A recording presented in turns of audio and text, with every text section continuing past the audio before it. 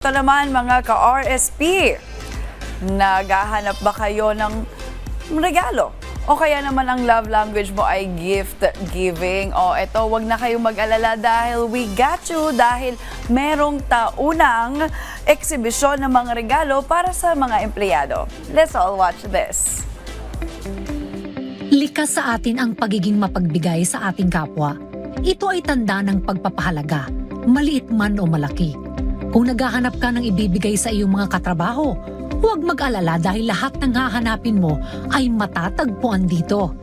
Muling sinimula ng makulay at masayang taunang exhibition para sa mga maaring iregalo sa mga empleyado. Maraming exhibitors ang lumahok.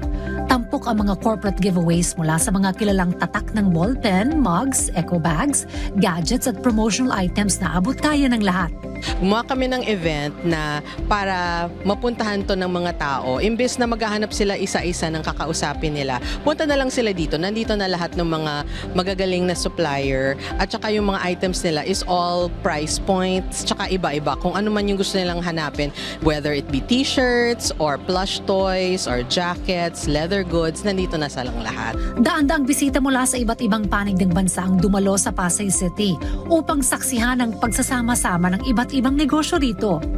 Talaga po mga big help for us po kasi sa mga small lang po mga engraving na mga skilled people ay malaking tulong sa amin pag malaki po yung order sa event.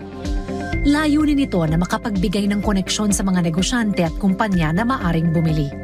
Tunay ngang mas nakakaengganyo kung bilang isang empleyado ay makatatanggap ka ng pagpapahalaga.